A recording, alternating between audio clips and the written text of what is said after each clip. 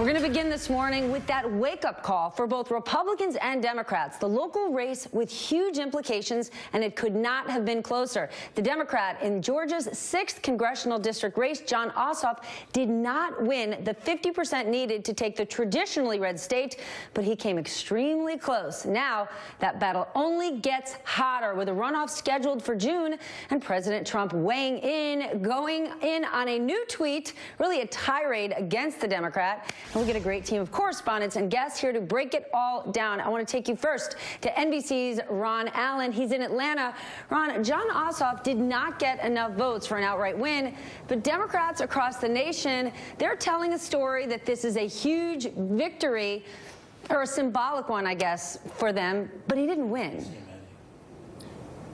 Well, I think it's more than symbolic. It's a sign they hope of things to come, because this is a very red district, and you have a candidate who came out of nowhere, a lot of national support, a lot of national money, Jon Ossoff, and he got very, very close. Through the night, it seemed that he might actually pass the 50% mark, but as more returns came in, his tally fell below that. Here's the final numbers. Look at the board there. 48.1% for Ossoff, and Karen Handel, the Republican, who got the most votes at 19.8%, and double the next contender in this huge field of 18 candidates. So Ossoff is feeling good, the Democrats are feeling good, but the Republicans are also feeling good as well, because they feel that once now it's a one-on-one race, that Handel will prevail. But before we get to that, here's Jon Ossoff last night essentially declaring victory. We have defied the odds. We have shattered expectations. So bring it on. Now, the Republican Handel is a very well-known politician in this state. She's run for statewide office a couple of times and lost, however, in primaries. She's also been a county commissioner here, so she has a lot of name recognition and a lot of support. She's very conservative, so she expects all those things to put her over the top, again, once she's not running against 11 other Republicans.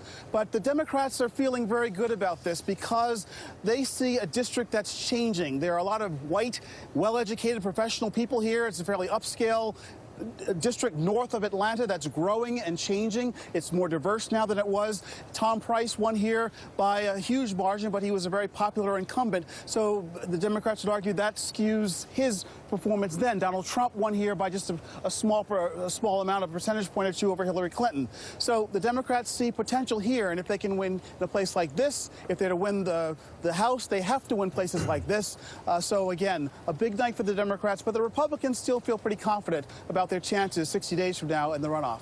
Stephanie? All right, well, I want my panel to break it down. I got a good one. This morning, Joe Walsh, who's a former Republican congressman from the state of Illinois and host of the nationally syndicated radio show, The Joe Walsh Program, and Jason Johnson. He's the politics editor at TheRoot.com and a politics and journalism professor at Morgan State. Joe, I want to start with you.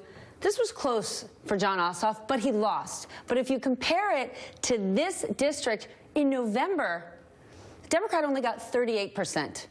Ossoff got 48%. In Kansas last week, we saw a 25-point swing. Is this a wake-up call for Republicans? Stephanie, if I were one of my former colleagues, Republican colleagues in Congress right now, I'd be scared to death. Honestly, the left is pissed off, they're angry, and they're fired up. We forget the big picture here.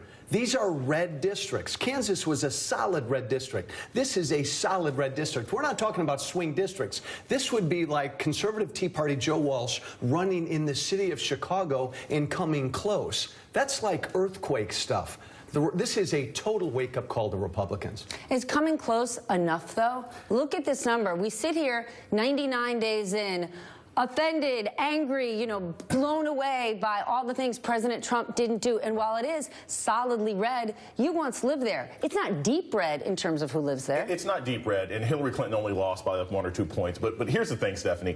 This is a hodgepodge district, right? You've got like Silk Road, where it's a bunch of like banh mi and Vietnamese restaurants. You've got the upper suburbs in northeast Alpharetta. This is a very diverse district. It's the kind of place that Republicans don't want to have to compete in. And here's the thing. thing. National Democrats are overstating it, but I talked to my friends and colleagues in Georgia. They're like, he overperformed. They were lucky. They were happy that he got past 46%. So they feel if they can improve voter registration and with the other 4 Democrats out of the race, he's got a chance of pulling this off. But what does a wake-up call mean? When you said this should be a wake-up call for Republicans, President Trump said in a tweet, with all the outside money that came in, with all the attention, we were still victorious. The Democrats didn't win.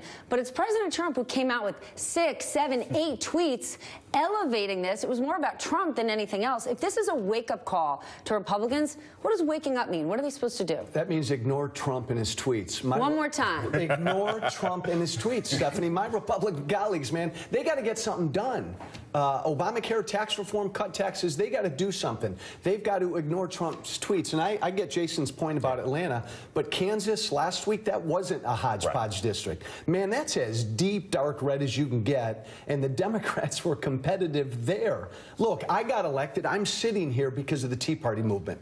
The same damn thing is going on in the left right now, and the Republicans are in denial with it. Then are you, I mean, you in the past have said you don't agree with everything he says or does, but you've been a Trump supporter. Now that we're almost 100 days in, have you changed your tune? No, because it's about the policies. What policies? We haven't seen one piece of legislation go through. True. Signing executive orders like Richie Rich, what does that do? Looks good. But reversing some of Obama's executive orders, doing something about the border. Look, it's not about Trump. If these Republicans make it about Trump, they're going to get burned. Look at what Joni Ernst said. And look at what my former colleague James Langford said. They're distancing themselves from the person, but not the policies. You can't run against the sitting president of the United States. And Republicans can play this all they want, but you cannot. The thing is, Donald Trump looms so large over everything that you don't have an opportunity to say, oh, I'm a Republican who's going to be independent of Trump. Because even in Georgia 6, you've still got some Republicans there who are like, hey, I like everything Donald Trump is doing. Heck, Tom Price went to be a part of his administration. This is about the fact that the Republicans haven't gotten anything done in Congress. They haven't been able to impress people that they're doing the kind of change and draining the swamp that they said they were going to. Think about this. A 30-year-old kid who's a documentary filmmaker is actually very likely... Who doesn't live in the district. Yeah, who doesn't live in a district is likely to pull this off because Republicans, Democrats, and independents are saying we at least want something getting done, and they know this is a symbolic race, and that's why people were turning out. He's a Star Wars enthusiast, and I would say people from around the world support that. Yes. All right, we have to take a break. I want you to